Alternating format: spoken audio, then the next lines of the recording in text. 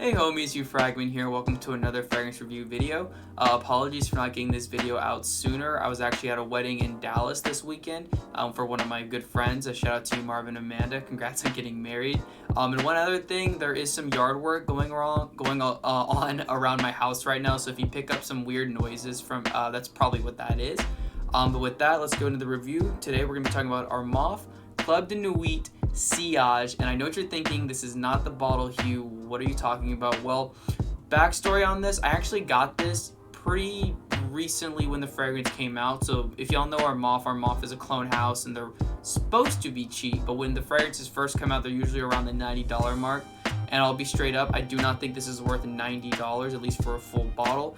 But I will say, if you can get it for the normal Armaf price, which is after a few months, usually around like 30 bucks. So I didn't check the price before this video, but I believe it's probably around $30-$40, which if you can get 100 ml for that, I mean, that's such a steal in my opinion.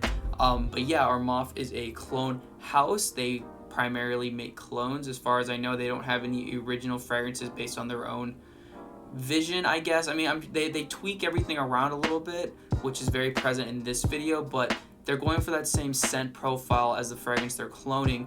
And the fragrance they're cloning with this one, obviously, is Creed Silver Mountain Water, which I think people are a little divided on, if I'm being honest. I hear people say they love it or they say they hate it because of one little facet of it, which is that inky smell that you get from it, which is very different. You know, I don't have anything that smells like this, which, spoiler alert, this really does smell like Creed Silver Mountain Water. I don't own that fragrance, but every time I go to Nordstrom, I smell it. I go through all the Creeds and the Parfums de Marly they have set up there because the guy there just loves me or something. He loves letting me just sample them. He'll lay them all out for me and let me just go nuts. But this does smell like it.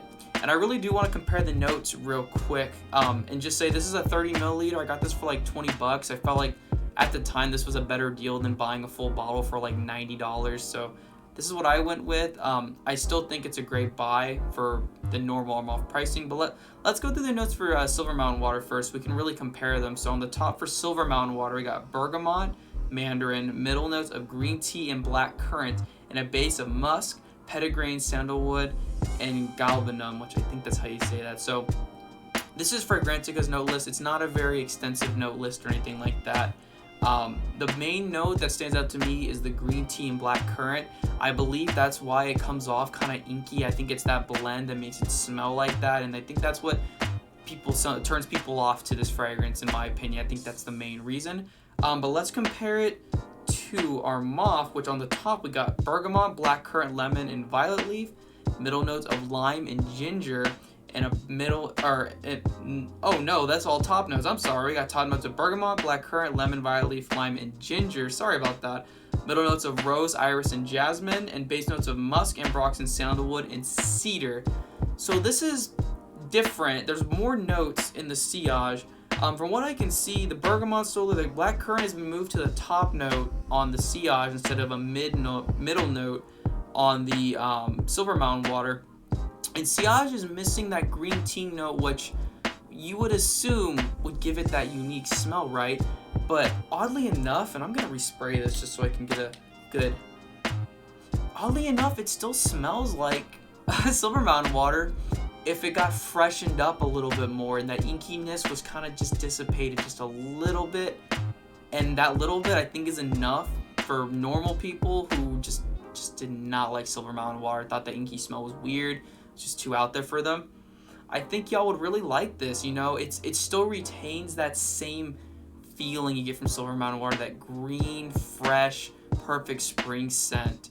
It encapsulates it very, very well, and you've probably heard this from so many other reviewers. I do think this is probably the most accurate clone from this house. I think they've done a better job on this than they did on Club de Nuit Intense, which I do have back there. I definitely prefer Creed Aventus over Club de Nuit Intense, man. But I definitely prefer this over Silver Mountain Water, in my opinion, at least for the price. So, I mean, that's great. Honestly, it's an eau de parfum concentration, which you guys know I love eau de parfums.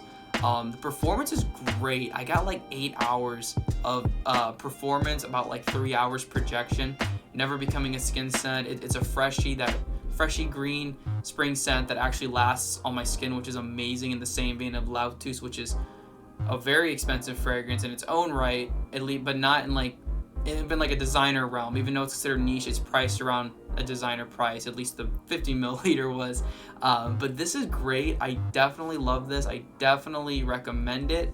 If you would want to try something in a similar vein to Silver Mountain Water, I think this is a really great alternative. And remember, this is not what the bottle looks like.